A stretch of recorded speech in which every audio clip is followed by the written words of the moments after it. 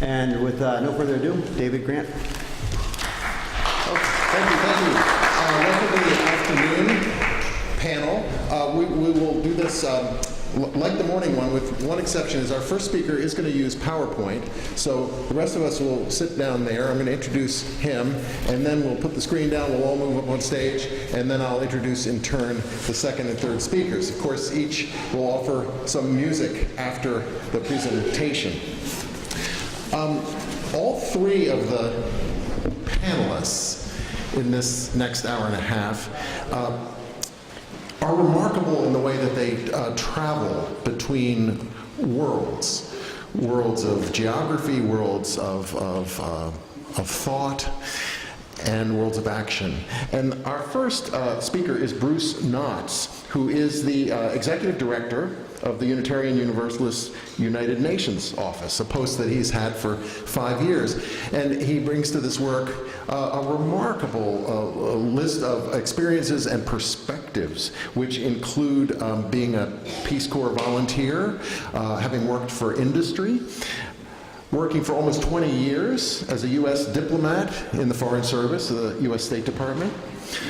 And in that capacity, he spent much of his time in Islamic countries and converted to Islam, was a devout practicing Muslim, and then about 5-7 years ago rejoined the UU Church, is now a member of the UU All Saints Church in New York City.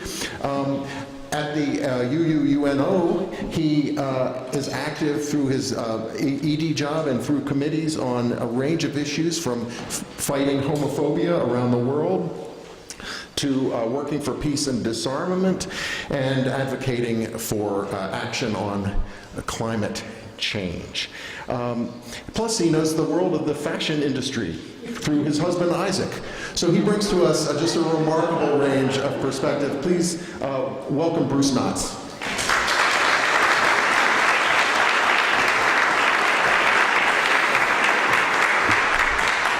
Well, this is the deadly hour. This is when everybody's going to, after lunch, and it's my job to try to keep you awake.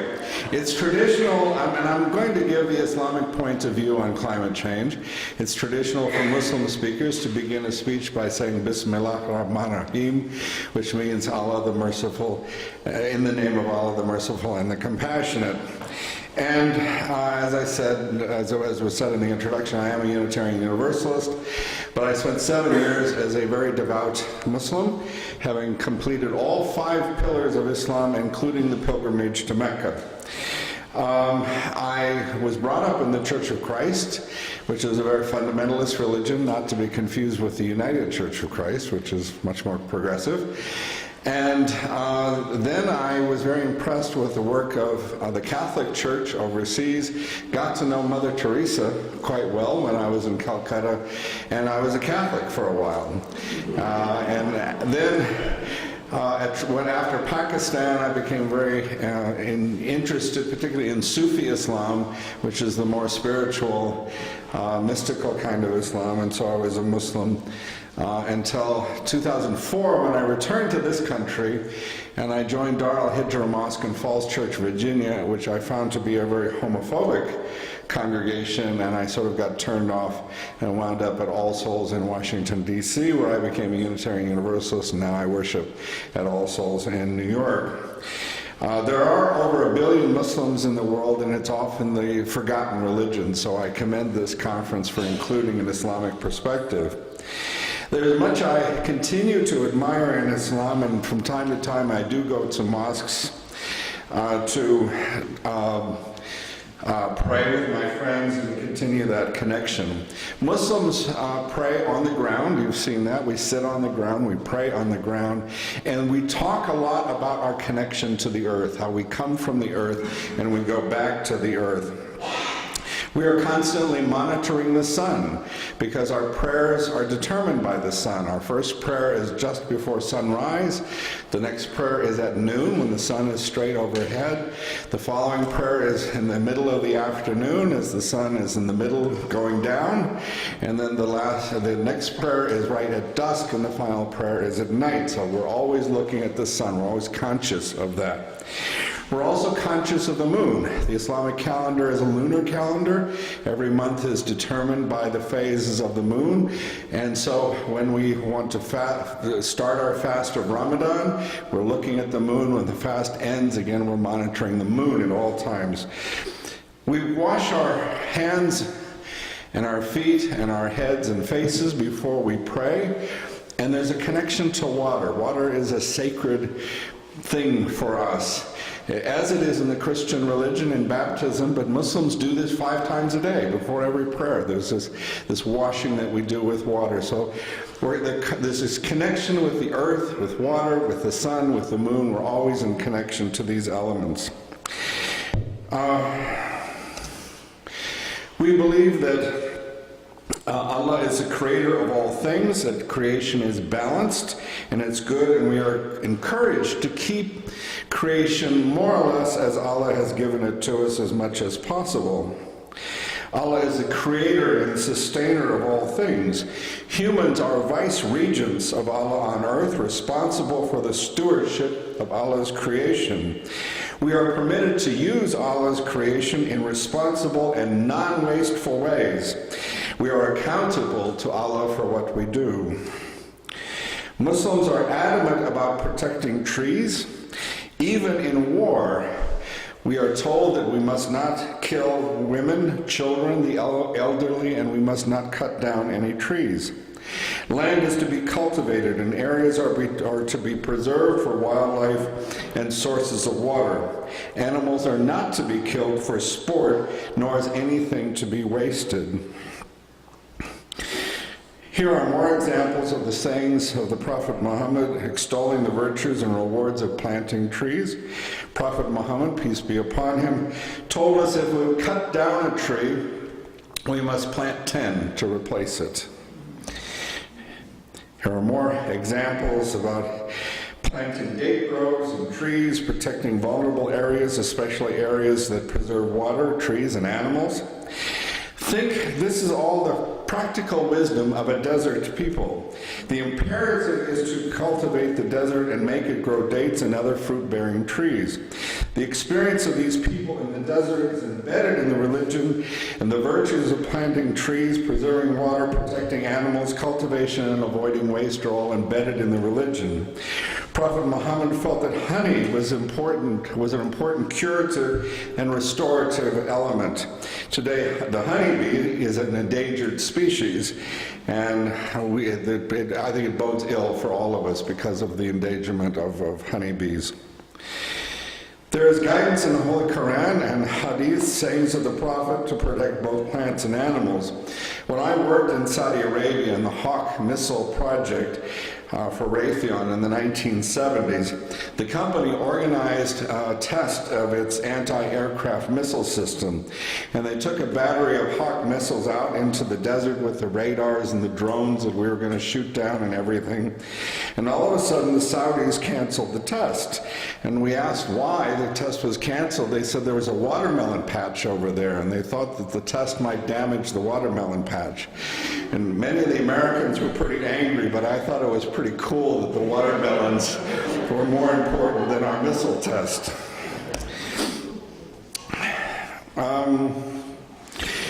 Okay, I missed a slide here, but okay. There are strong instructions in Islam to avoid waste, and these instructions are clear and unequivocal. My good friend Imam Babali told me that Islam is a perfect religion. It's Muslims that are imperfect. And I'd say that's probably true for all of the rest of us. As in the early Christian religion, there is the concept that we are co-owners of everything and have responsibility to exercise abundant care of water, land, plants, and animals. Islam strives to foster community and community responsibility. At the UUUNO, we are the only faith-based organization at the United Nations to accept interns from all faith traditions. In this academic year, we had one intern who was an Orthodox Jew, or is an Orthodox Jew, another who was a Franciscan Catholic priest from India. We had a Muslim. We have all sorts of Protestants, Unitarian Universalists.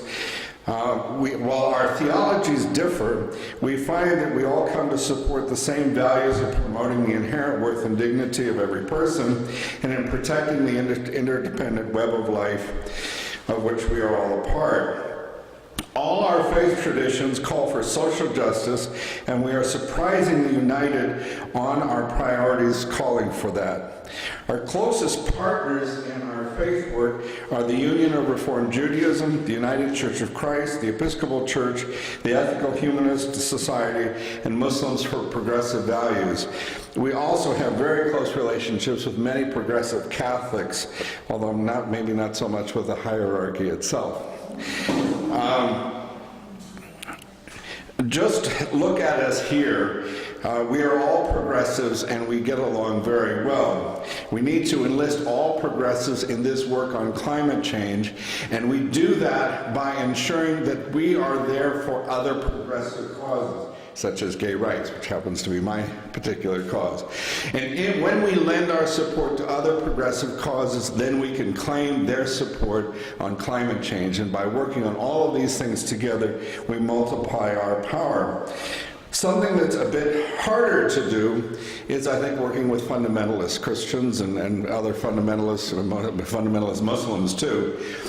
We don't share the same values in a lot of ways, and yet many of them are ready to support us on the climate change issues, and we should find ways to work with them on that issue, because this issue is too important to not make that effort to work with people with whom we may have profound disagreements on many issues, such as my favorite issue, which is gay rights. But if we can work with fundamentalist Muslims, Christians, Jews, whatever, on climate change and get their support, it's worth the effort to do that. The UUNO is the leading faith-based organization at the United Nations, promoting and calling for social justice in all aspects of human rights, especially concentrating on sexual orientation, gender identity human rights, the rights of women, of migrants, and of indigenous peoples. We are also the recognized leaders in climate change. Just last week, we sponsored an important UN discussion on food security, nutrition, and land degradation, climate resilient solutions. We call on all congregations to start climate action teams, and we have a brochure. It's over there. I have a bunch here. I encourage you to take one of these and start a climate action team in your congregation to work on these issues. If you want to know more about us, you can find us at www.uua.org/UN or climate.uu-uno.org. Every year we host a spring seminar. We have had a spring seminar on climate change. Our 2014 spring seminar will be on Indigenous people's rights, and we will have a strong component on climate change issues and talk about the degradation of Indigenous people's lands, and also explore what Indigenous peoples can tell us about stewardship of Earth. When the Muslims were founding their new religion, they realized that the Christians called people to prayer using a bell. And the Muslims kind of thought amongst themselves, how are we going to call people to prayer? And they decided the human voice would be the best thing to use. And often when we Westerners hear the call to prayer, particularly the phrase Allahu Akbar, which means God is great, we feel a sense of foreboding. And part of this is the fault of the Muslims themselves, because often when Muslims are at war and they're lobbing a grenade or they're shooting something, they will say Allahu Akbar, which gives us the association that this phrase is associated with this violence. But it actually, the call to prayer is a very beautiful thing, and it's a very spiritual thing. And to Muslim ears, it has great beauty. The azan, the Muslim call to prayer, has become an art form, and those with the clearest, most beautiful voices perform this duty. The first one to call the faithful to prayer was Bilal. Bilal was an Ethiopian who was the first slave freed by the early Muslim community. He was selected to call the faithful to prayer because of his beautiful, clear voice. When I became a Muslim, I took the Muslim name of Bilal to demonstrate my commitment to racial equality. I was often asked why I took the name of a black man, and I observed that many black men are called Muhammad or Abdullah, who were white men, so if they can be called after a white man, I could be called after a black man. So, what is the call to prayer? I'm going to read it to you and then we're going to hear it. It starts with Allahu Akbar, which means God is great, and it's repeated 4 times.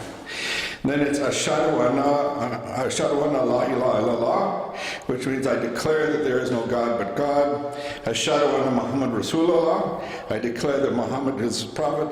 These 2 phrases are repeated twice. Then Ayya Salah, which means come to prayer. Ayya Falah, which means come to success. Allahu Akbar, which is repeated twice. And La ilaha illallah, there is no God but God. Christians are baptized to enter their faith. Unitarian Universalists sign a membership book. Reciting these phrases that I have just recited in front of witnesses makes you a Muslim. So by reciting this to you just now, that again validates my credentials as a Muslim. And Muslim means one who submits his or her will to the will of Allah. To put this in Unitarian Universalist terms, it means you can't just do what you want. There are rules on how you should treat others and how we treat the planet. And as a Muslim, we do need to submit to the reality that these rules impose. So I hope you hear this call to prayer as the thing of beauty that it is. There's no need to stand or bow your heads. Just listen to the sounds in an attitude of prayer.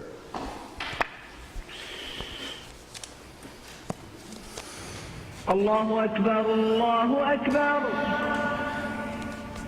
Allahu Akbar, Allahu Akbar. Ashhadu an la ilaha illallah.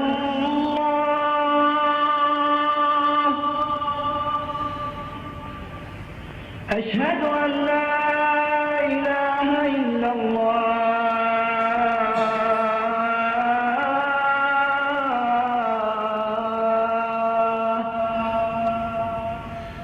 أشهد أن محمدا رسول الله.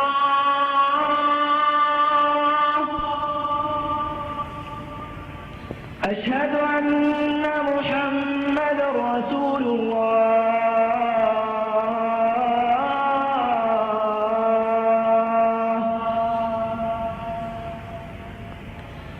حي على الصلاة.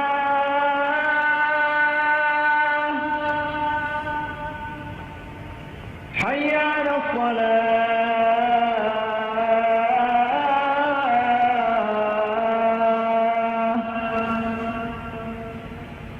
حي على الفلاح.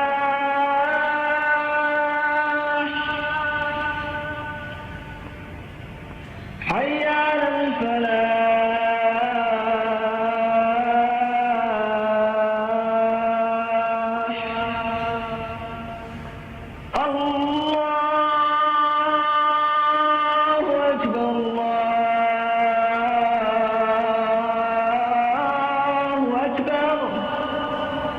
لا إله إلا الله.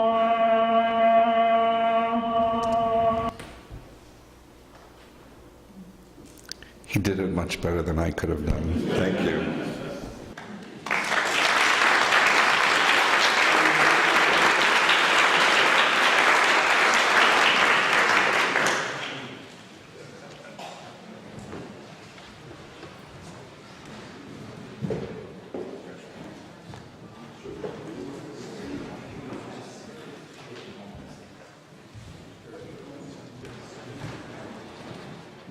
While we move the screen, again, if anybody wants to use this break to stretch and stand and, get the blood flowing after lunch.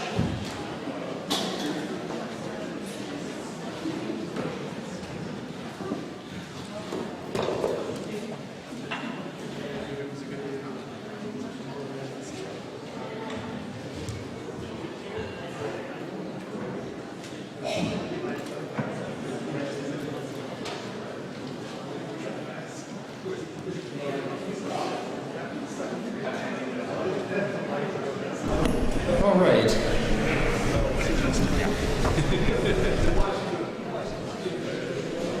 Thank you, Bruce. Our second speaker for this afternoon panel is Michael Kudalowski.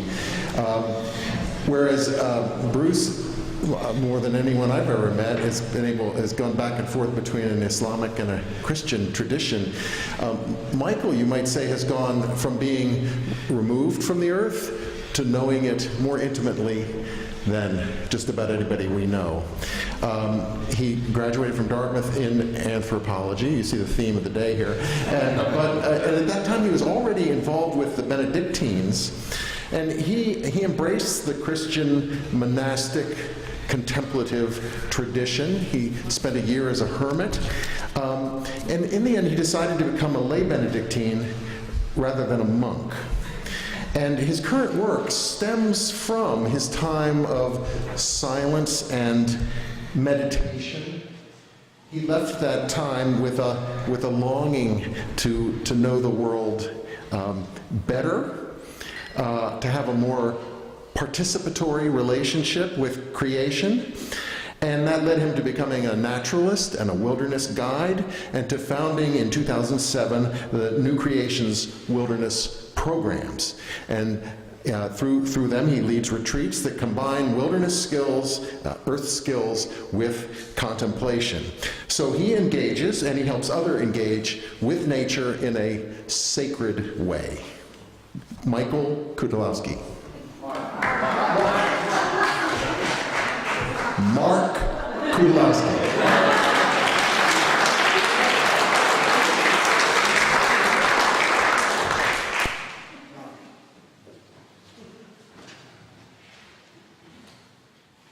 Thank you.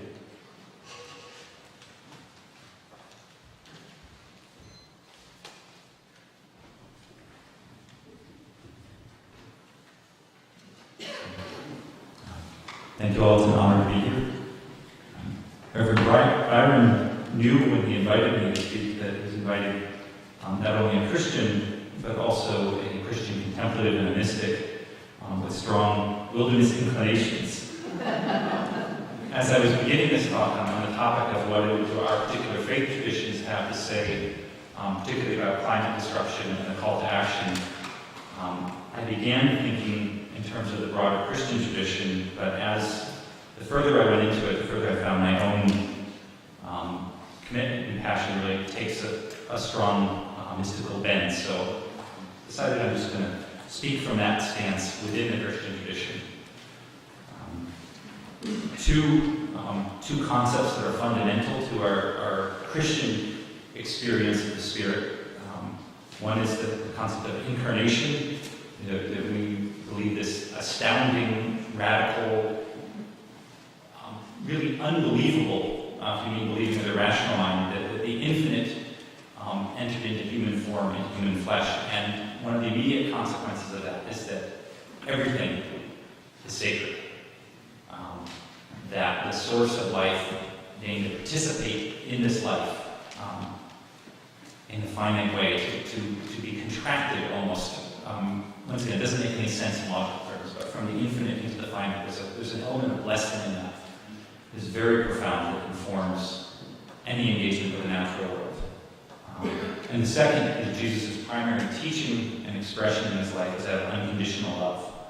When we speak of our future, of our children, of actually any human life or of any life, the stance of mature Christianity is unconditional love, which means giving without counting the cost. It's the exact inverse of that capitalist goal of taking more and more and more and more. It really flips it on its head, as that ethic did in the ancient world that it came into.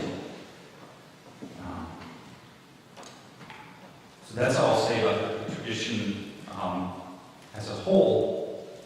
But coming into the mystical aspect, Karl Rahner, the great Catholic theologian, speaking in the 1980s at his last public address, said that the age is coming when we must all become mystics or become nothing at all. And I believe in saying that he was foretelling a time when a shift to unitive consciousness or to transform consciousness would be the only way for humanity to have the capacity to address the scale of problems present to us. And I personally believe that climate disruption is the mark that this time has come. We can no longer afford to persist in a divided or, you may even say sort of a fractured consciousness where my identity and well-being is seen as separate from yours and we're in competition. It never worked well, but the consequences have come to a point right now where I doubt that we're going to survive, maybe certainly another century with that as a dominant consciousness in the order of structure for human activity. So climate disruption is huge. It's a problem far greater in scale than anything we previously faced. As our friend Bill McKibben spoke earlier today, it's greater than any of our previous challenges. And I think if we take this seriously, it tears at the very heart of the technological, economic, social, intellectual foundations of our civilization. So the civilization we've created and the consciousness that created it are on a direct collision course with reality and the unwavering laws of the natural world. It's not working. It can't work. It was useful at a time. There was a necessary rising of that consciousness, but I think that time of useful service is done. And my Christian tradition has a name for this type of event, this type of time. It's called the apocalypse.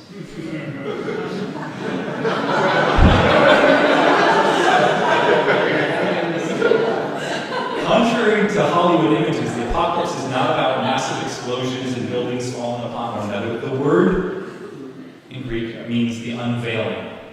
It means revealing the reality that's been present, that's been hidden, that's been obscured from our vision, and now we see it the way it is. And what we're seeing the way it is that this level of consciousness, this level of awareness cannot work, and we need to change.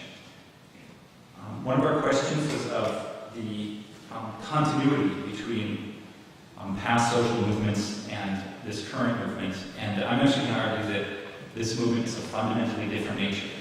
Those movements were important and they can inform this, but it's different.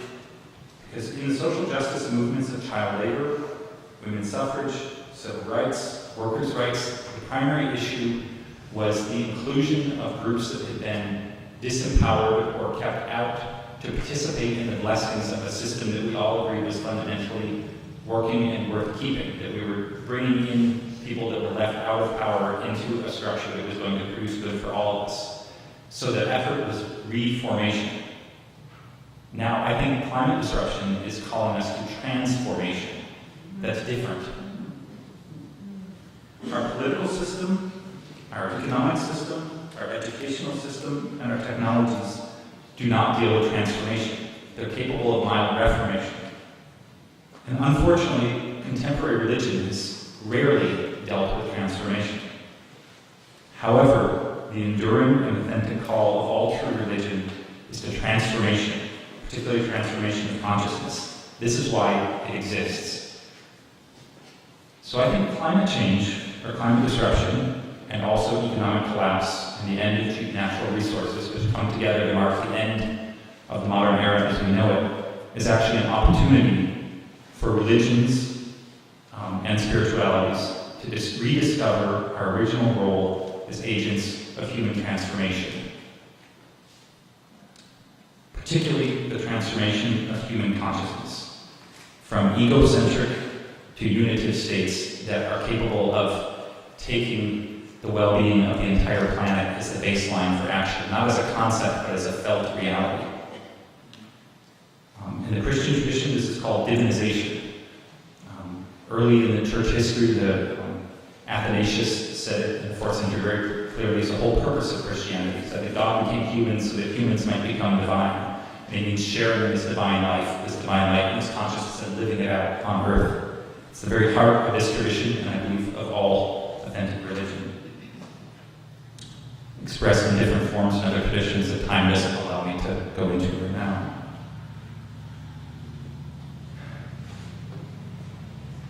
The other thing that's very hopeful to me about climate change is that that's been true for 20 centuries in the Christian tradition, and perhaps far longer. in human consciousness, this call to transformation. We have saints, we have mystics, we have seers, we have people that have embodied that as individuals, but we have yet to embody that as a collective, as a whole. And in past centuries, I think there was a certain amount of peace that came with that. There's a certain sense that there's a precious few that might attend to this higher state, and it's enough for the rest of us to go on looking to them as examples and models, perhaps even to pray to them. I think climate disruption and the massive consequences for human well-being and for the well-being of the earth mean that we now have a time limit. So it's time to grow up, because we don't have forever to move collectively to a deeper level of consciousness and awareness. We have a time limit. As Bill and Kevin said earlier today, with the climate, we have a time limit. I would say that there's a corresponding inner urgency and necessity to take seriously the very heart of our spiritual traditions, to transform not only the outward world, but also our inner landscape. So I think the call from my tradition, and I think from religion as a whole, is to this shift, these shifts of consciousness and inner transformation that can parallel and support and grant stability to any sort of political reform and change. This is the one thing that religion can do that good ethical people coming from for example, a scientific background don't have the same language or tools or equipment from. This is what the richness that our religions can bring to the table. You don't need religion to be ethical, but in terms of systems of human transformation, there's something unique that's being offered in our traditions. So, in my tradition, I see two particular examples of that. There's many. One is the great shift from materialism to a spiritual-based understanding of human well-being and particularly growth. From this perspective, each one of us has a God-sized hole in our heart, and it's a space that can only be filled by intimacy with the infinite. Augustine of Hippo said that our hearts are restless, O God, and they remain forever restless until they rest in you. And what I take from this is that in a materialist culture, we're taught to try to fill this infinite hole with stuff. And it never works, and it can't work, because the hole is infinite. It wants to be filled by the infinite. And so all the efforts just leave us wanting more and more and more. I'm reminded of the Buddhist concept of the hungry ghost. As a culture, we become hungry ghosts. So, again, in Bill's book, when he talks about this book, Deep Economy, he mentions that statistically speaking, we stopped becoming happier as we increased our material affluence somewhere in the 1950s. And after that, there's been an inverse relationship. So I would say that from a spiritual perspective, unlimited growth is possible, and we need to recognize this, because we can't just say, let's restrain ourselves, let's stop growing, let's stop expanding. But if a shift can be made, so we begin to value growth primarily in the realm of the spirit, then both unlimited growth and a great simplicity of material life are possible simultaneously. It's one of the promises of a spiritual tradition. To be more specific, when in high contemplation we experience our consciousness as larger than that of the planet, which is possible and in fact normal at certain states, certain levels of development, the need for material possessions becomes narrowed down to the simple necessities of the survival of our physical body. Enough food, a roof over our houses, and all of our interest and value goes into things of the spirit. I think that's what we're made for. I think that's how humans operate well. Imagine if that became our human norm. I think that is the invitation of our traditions. Secondly, when we open fully to our spirits, I believe there's a parallel between the deep soul of a human being and the deep soul of the natural world. In my work as a wilderness guide and wilderness retreat leader, I see this all the time. When a person goes more deeply into their inward self, there's a deepening awareness of the mystery and presence and beingness, as Mary Evelyn spoke of, that awe and wonder of the natural world, and correspondingly, or awe and wonder of the natural world leads to a deepening encounter with soul. In this, I find that there's a natural, organic shift to what I call the I-thou relationship with the natural world. That is, we begin to experience other living beings as being full of the same wonder, mystery, and power as a human being, and in fact as God, because they're radiating something with divine presence. So magical things begin to happen when we shift into that state of awareness when we're engaged with nature. Animals begin to pay attention to us as we begin to pay attention to them. People begin to have dreams of certain medicinal plants when they have a sickness, and the medicinal plant corresponds to their illness, even if they know nothing about herbology. One example. The world becomes re-enchanted. We lose the need to read about enchantment in The Lord of the Rings or Harry Potter because we can go outside and find a pull or an attraction, something stirring in our heart when we walk by a great oak, and we can listen to it and we can hear something. It's experiences like this that I've had personally in many long years of solitude in wilderness environments, and also in being blessed to be with others and supporting others and encountering the natural world in a deeper way, that have led me to make sense of the tradition of Francis of Assisi, referring to all the different wild animals and plants as brother wolf and sister moon and sister river. And speaking of these with kinship terms, I think he really felt them as these living, vital others, and I do believe that that is part of our inheritance. So I think this is what faith can offer to our climate discussion. It can offer a way to return to the deep center of our own being, and through that, a way of re-engaging with the natural world in a way that is vital and life-fulfilling, that makes the empty promises of this dying materialist system very easy, in fact, even joyful to let go of. May we do so swiftly.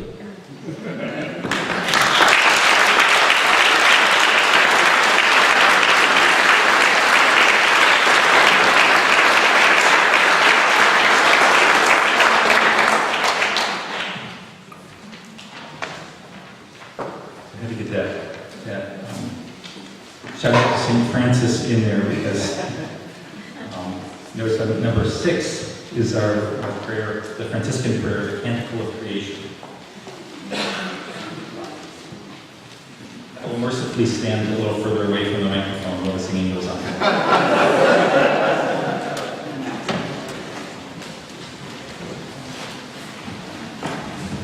So take note in your bulletin there, verses 1 through 5 and 8.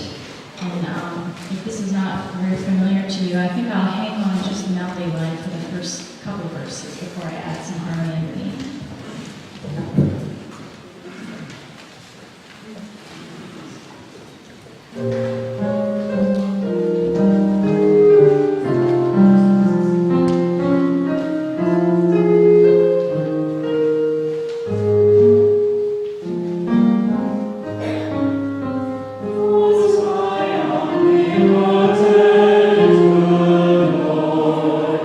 To thee is praise.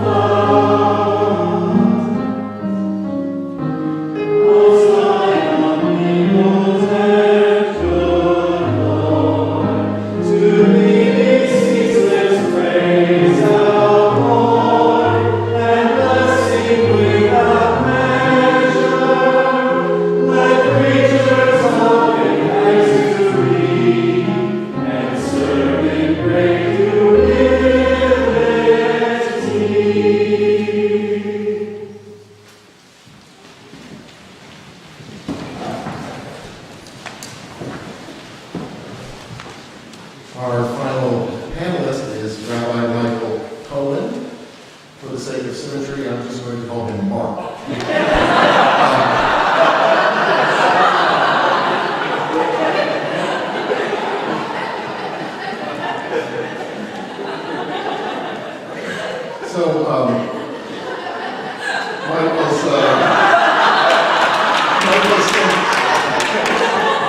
Michael established his environmental cred early, while he's still in high school.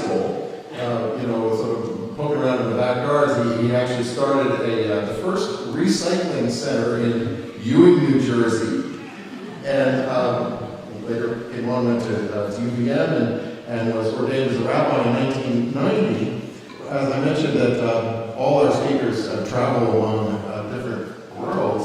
Michael Cohen travels between Israel and Vermont.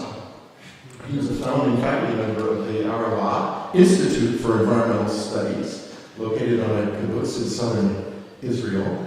And he has an interesting dual life there as a teacher and also as an author. The work at Arava Institute, where he's actually director of strategic partnerships, prepares future Arab and Jewish leaders to cooperatively solve the region's environmental challenges. And he's written articles and essays and publications too numerous to mention, but I do want to mention on his behalf that his book, Einstein's Rabbi, is right over there on that table. So please welcome Rabbi Michael Cohen.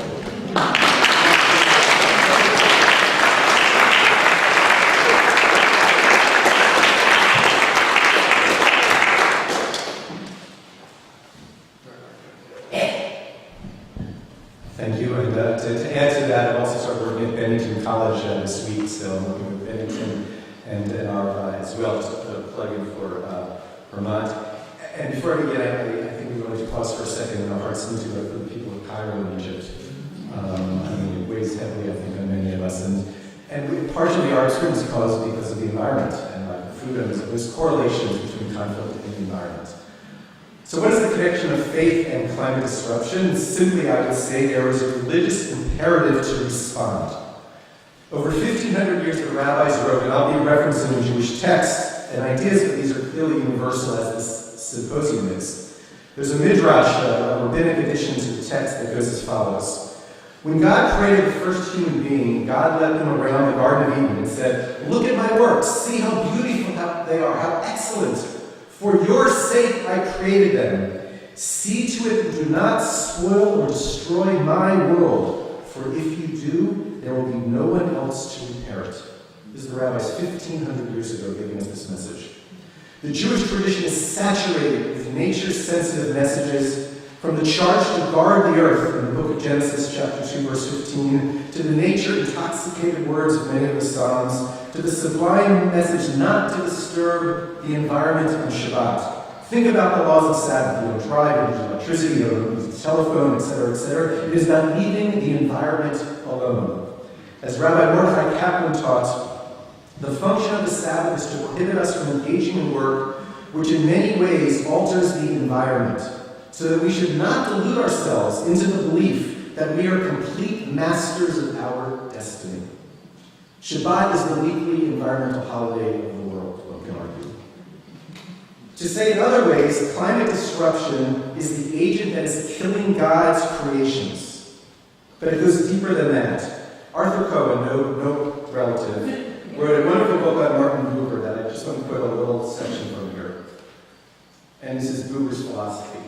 The world, creatures, nature, and the sufferings of man are embraced precisely because in them and with them alone is God disclosed. The world and God are not polarized.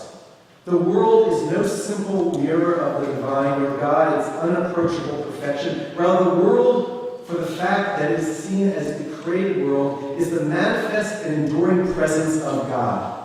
One unites with God only through the world and its creatures, and only in the commitment to creation may the world of the created be redeemed.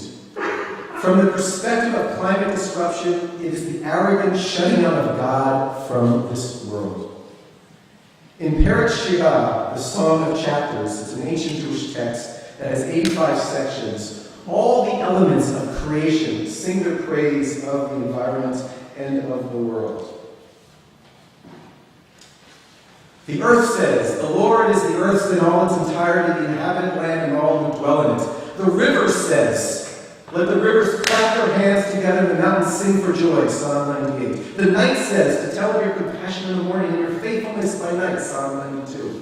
The vegetables of the field say, "The furrows are watered in abundance, the soil is settled. You soften it with showers, you bless its growth," Psalm 104. The grasshopper says, "I lift my eyes to the mountains, from where shall my help come?" Psalm 121. This diversity that's in this song, throughout Judaism and all of our traditions, is the key to the survival of life on this planet, our home as we know it.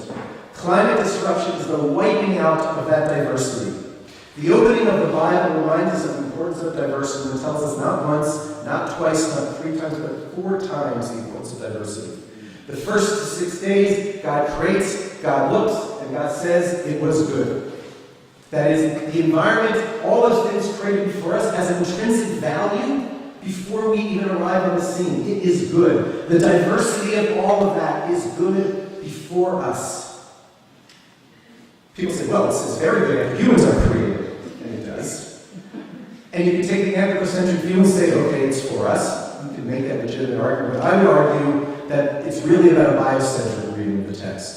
Because if any of those little microorganisms that we talked about earlier disappeared from the face of the earth, all those things that were created before us disappeared, we would disappear as well. Why is it very good? We happen to be just the last piece of the puzzle. Simply. We're the last piece in this beautiful puzzle. So there's a celebration of diversity in the first week of creation. We get to the story of Noah, very obvious diversity message there. Noah has to put the diversity of animals into the ark. They eventually are let go. At the end of the Noah story, we of course see the rainbow in the sky. A reminder to God never to do this again. A symbol of diversity. One ray of light, one source, hits a body of water, the source of life, this refraction of diversity. This celebration of diversity, but also reminding us of the one source, the interconnectedness of the diversity as well. So those are 1, 2, and 3 messages of diversity, 1 in Genesis, 2 in the Noah story. Then we get to this Tower of Babel. It's usually read as the anti-diversity story.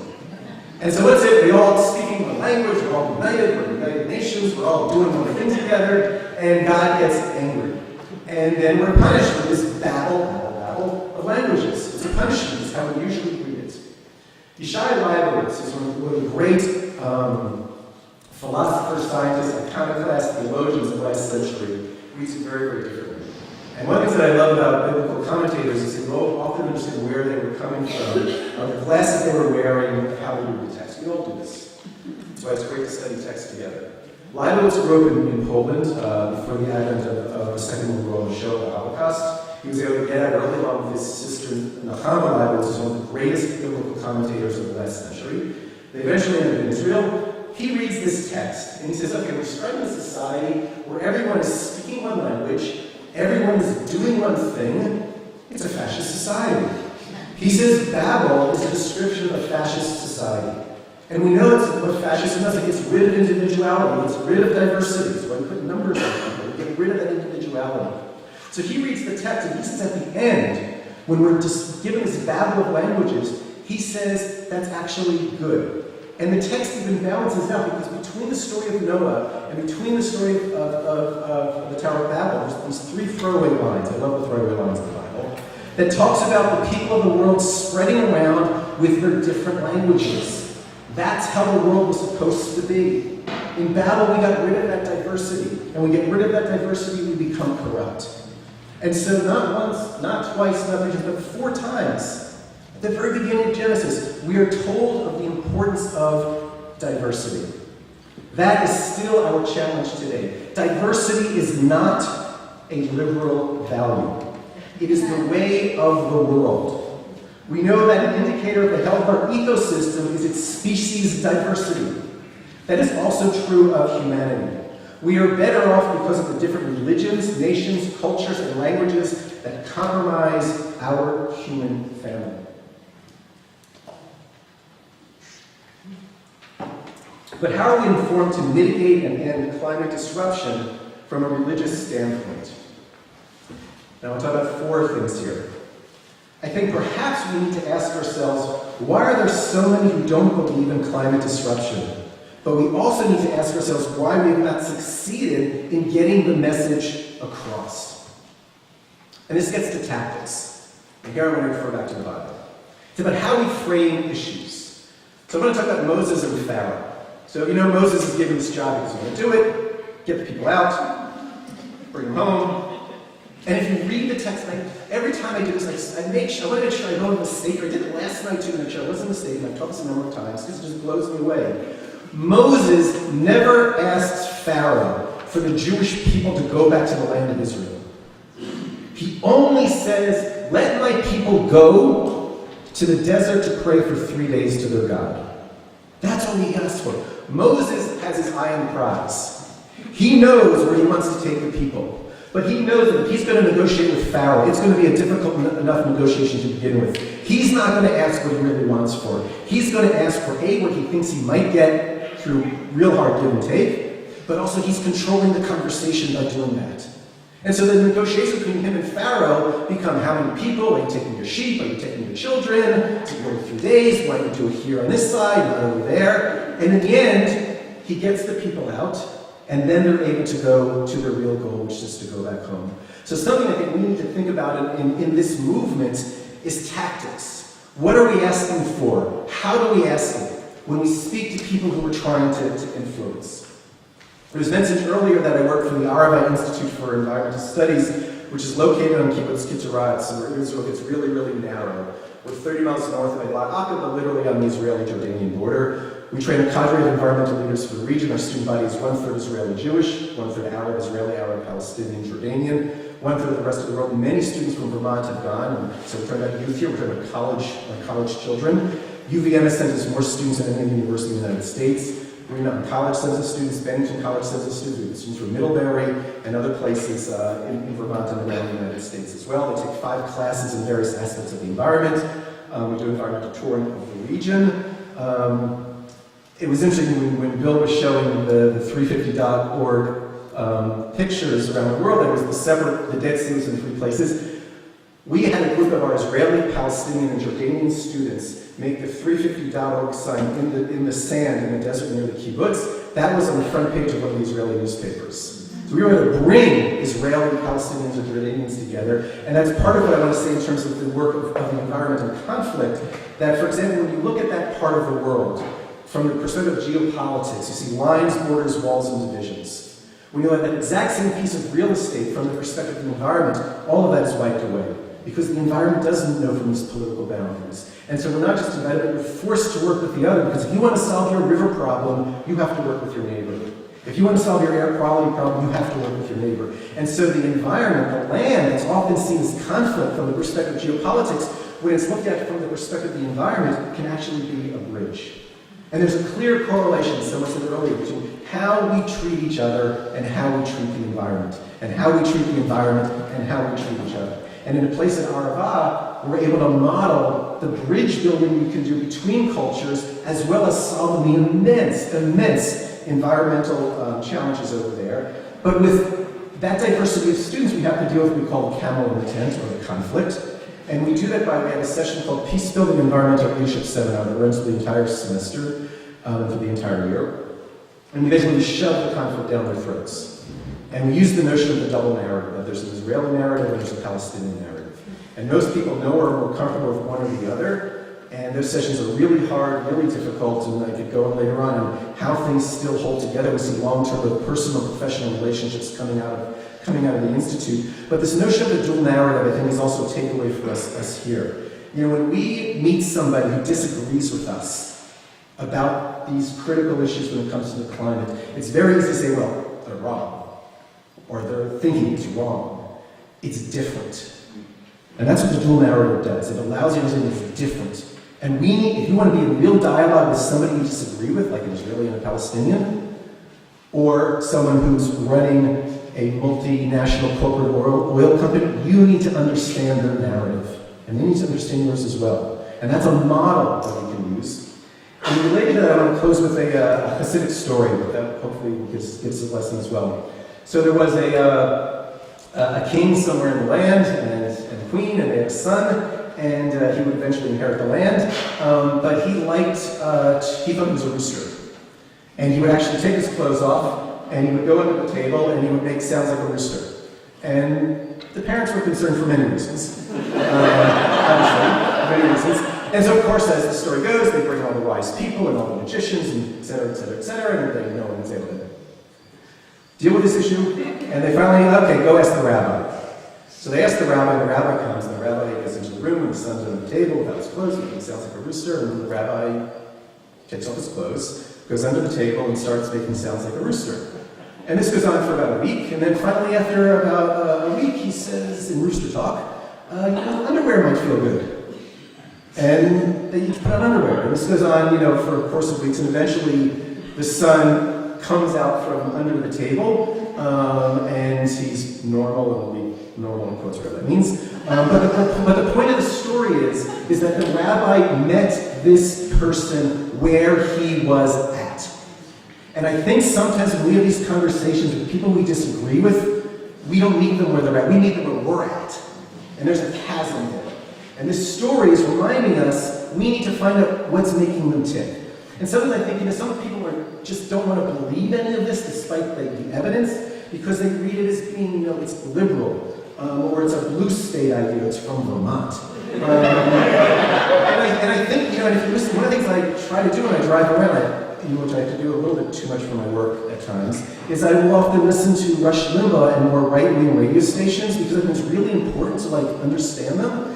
And this issue of climate disruption comes up a lot, and what people talk about is it's going to take away jobs and it's going to destroy the economy. Now, I would argue we don't package our message, and we talk about how the sky is falling and how it's terrible for the environment and all these statistics that we know and is true. That's not speaking to them. They want to know about jobs, and they want to know about the economy. And we need to repackage how we take this and send that message to them. So the takeaways here is we got to go under the table. Thank you.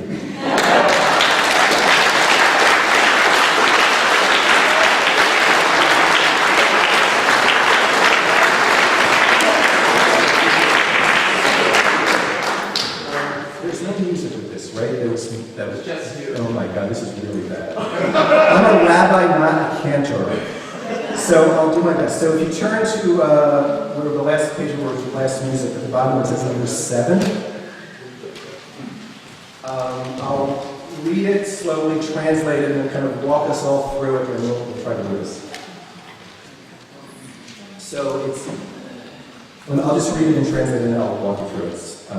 So Ma Gadlu, how great, Ma'asecha, your deeds, Adonai, God. Ma'od amku, how very deep, machshavotecha, are your thoughts. So, how great are your deeds, O God, how deep are your thoughts. So, I want you to repeat after me. And I'm not going to take too long with this, so, Ma Gadlu, Ma'asecha, Adonai, Ma'od amku, machshavotecha. Good. So I'm just going to sing it, and when you feel you can join in, do that. If not, just hum. Ideally, you would do this in a round, but we can't do that here. Just know Google it somewhere, and it's gorgeous as a round. Magadu Masehaya Me'od Mamku Machshevotecha. Just repeats. Magadu Masehaya Me'od Mamku Machshevotecha.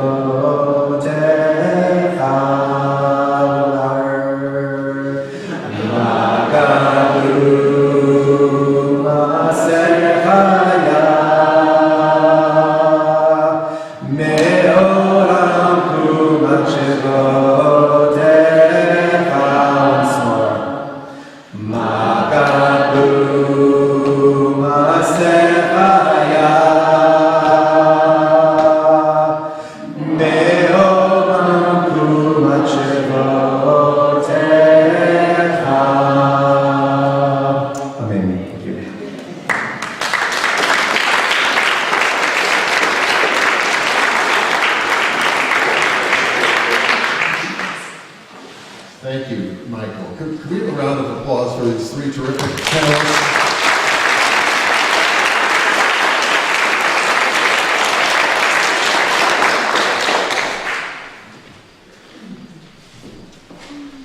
When Michael was invoking that creation story, I was reminded of how that great American theologian, Mark Twain, commented. At one point he said, well, you have to remember, man was created at the end of a hard week's work. But that actually makes me think of a question that's been running through my mind since we started reading about the purpose of this symposium. Our panel's title is Faith Connections to Climate Disruption. But as Jeff explained very clearly, the panel that our gathering wants to go beyond the sort of notion of stewardship of God's creation to look at faith and social justice. And there's an undeniable connection between climate disruption and social justice. So again, I think of Mark Twain, who was a little rough on human beings, particularly late in his life. And he wrote an essay called The Creator's Pet, where he said, man is the religious animal. He's the only one that's got the true religion. Several of them. He loves his neighbor as himself and slits his throat if his theology isn't straight. So I'd like to ask these three wise men what their thought is about the assumption that we can rely on faithful people to care about social injustice for all.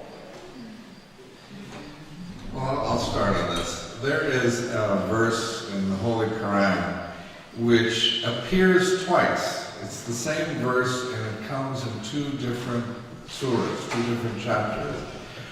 And since I'm not very good at Arabic, I will translate this into English, and it says that Christians, Jews, and Sabaeans who worship God and do good works will go to paradise. And I've actually argued about this verse with some Muslims, and they say, well, that doesn't mean what it says. Islam is the only religion. I said, but it says right clearly there that Christians, Jews, and Sabaeans who worship God and do good works will go to paradise. And it's repeated twice, just in case you didn't get it the first time. So it's very clear that at least the Quran had a vision of different religions all worshiping gods. And a liberal translation or interpretation of Sabaeans could stand for all other religions. And people that worship, there are people that are faithful, who worship God, who do good works, will go to paradise, will be rewarded for their work. So there isn't this inherent exclusivity. There is in the Christian Bible, of course. Jesus says at one point, nobody can go to the Father, or could go to the Father but by me. And a lot of biblical scholars think that's not what Jesus really said. It's one of those things that have crept into the Bible. It really wasn't the words of Jesus. So I would say that most of these religions really don't say we are the only religion and there's no other religion. Although most people in those religions think that's what their religion says, that we're the only religion. So particularly as a Unitarian Universalist, I believe that all religions can be perfect religions. I said that my friend Imam Babali said Islam is the perfect religion, but it's imperfectly practiced, and I think we're all that way. I think every religion can give us inspiration. Every religion gives us the idea of being in community, to help your neighbor, to feed your neighbor, to love your neighbor. And it doesn't say except gay people, it says all your neighbors, it's all, everybody, it's all in all these religions. And we just like to interpret them in very exclusive, sort of militaristic, hateful kinds of ways, but that's not really what the religion is teaching us. My question earlier was about religion and community. certainly at the United Nations, I've found that Muslims, Christians, Jews, Buddhists, Hindus, Jains, and on and on and on, we work very much in harmony on climate change issues. We certainly know we can do it. We just need to do it. We need to get past ourselves and past the exclusivity that some of us like to adopt. But I don't think the exclusivity comes from the religions themselves. I think it comes from us and how we interpret religions incorrectly.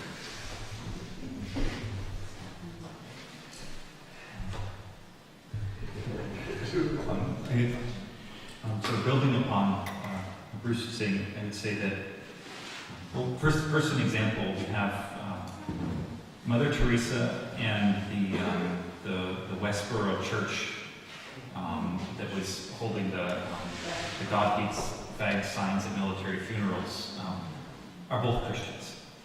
And actually both groups, Mother Teresa's community, and have studied their scripture texts and memorized large portions of them very well. So we have to deal with that as a reality. And my understanding of that is that if you look at human development, and particularly when you take a transpersonal approach, and you look at human development along levels of consciousness, you can see in pretty much every religion that has a substantial number of people in it, different expressions that correspond to different levels of human development or consciousness. The lowest level being sort of self versus the world, a slightly higher one being tribe or my particular group versus the world, slightly higher than that being my nation versus the world, slightly higher than that being humanity versus the world, and finally to a unified consciousness of all creation being connected to the self, or an aspect of the self, and beloved of its nature. And so you can see this in individual development, you can see it in communities, and in any tradition you can probably find, certainly within Christianity, you can find expressions from the very most self-centered and violent and exclusive to the most all-embracing, completely compassionate, really manifesting the agape, or the unconditional love that is actually, in my understanding, at the very heart of the tradition.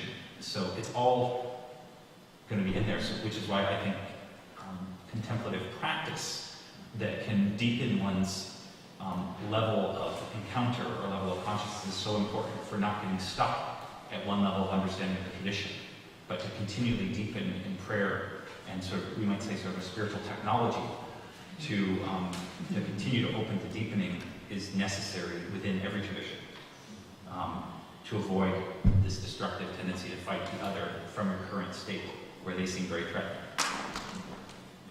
Or as Paul would say, your enemy is actually the spirit within you. Fight the battle there, come to peace, and the outside world will take care of itself. It's a paraphrase.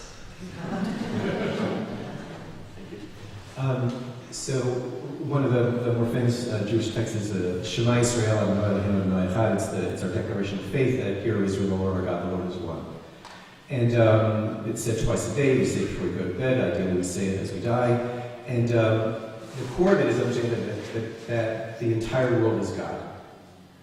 And if you can really embrace that and understand that, that means that everything in the world is interconnected. And this is both a message for us fellow human beings and us with how we interface with the environment. So on its deepest level, if you're in conflict with another person, or if you're in conflict with the environment, you're also really in conflict with yourself. And if you can hold, I'm saying it's easy, but if you can really hold that deep teaching, and the Kabbalists, the Jewish mystics, really develop this, you have to embrace the other. You have to embrace the other. I would like to just add a word, kind of going on what you've just said. I was actually on an Air Afrique flight in West Africa, and I was sitting next to a Mauritanian Sufi. And he talks about, and Islam has this very strong sense of the oneness of God, and there's the creation and the creator. And he said, as a Sufi, I believe that the creation and creator are one, that there is no separation between the creator and the creation. The Quakers have this idea of there is that of the divine in all of us.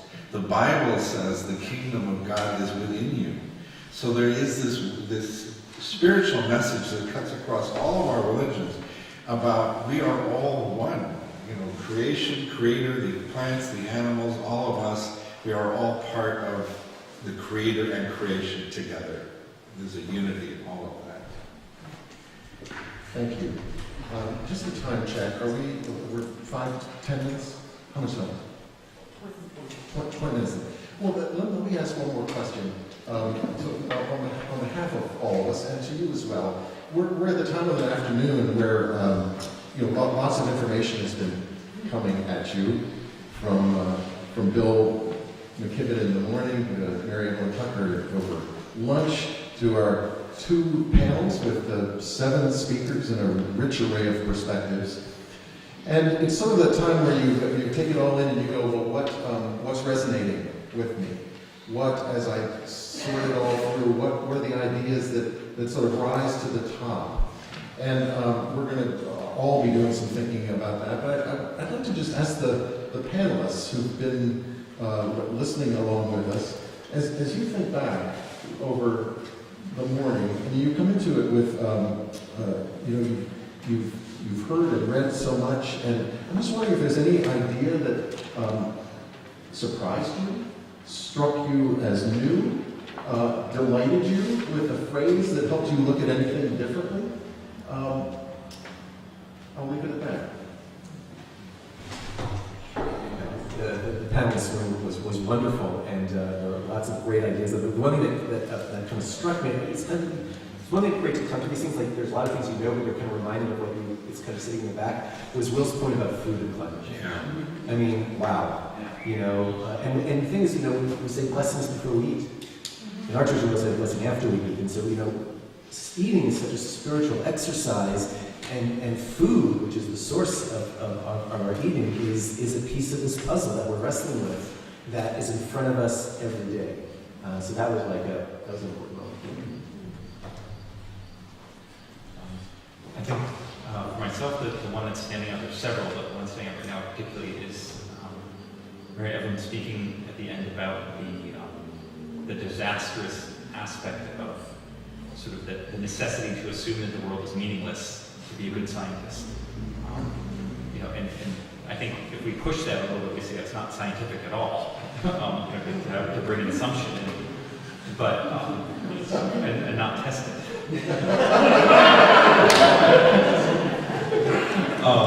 But that struck me as just an important issue that not being in academia in that fashion, I hadn't thought about in that way. I think it's one that I'm glad people are pushing on that one, because I think it'll collapse at some point. Hopefully. I mentioned briefly in my talk that we're putting together these climate action teams, and they're pretty much designed for UU congregations, but there's really no reason why any congregation could have a team within the congregation that devotes itself to climate action work. And we've done this together with the Unitarian Universalist Ministry for Earth. And my boss kind of critiqued this, and he said, okay, that's good, but you also need to include our ethical eating program. And when Will was talking, I had the same feeling. That's a powerful thing, and we have this theology that's developing within the Unitarian Universalist faith of ethical eating. Is it really ethical to eat something that flew 2,000 miles to get to you, and how much fossil fuel was used to get that item to you? Is it really ethical to eat a whole lot of beef, knowing how much that hurts the environment? And so we're going to incorporate ethical eating into our climate action teams. We also have a green sanctuary program, and obviously you should put your money where your mouth is. I mean, if you're talking about climate action and you're in a sanctuary that is not using green technology, there's something wrong with that. And your sanctuary itself ought to be utilizing green technology to the maximum possible. And then our UU Service Committee has a program on water conservation. And so we're going to incorporate all of these aspects. But what I really took was Will's comments about food. And it reconnected me with the morality of what we eat. And I don't think we think of it in those terms. There's a morality to what we eat. Thank you. Well, Bruce and Mark and Michael, thank you very much.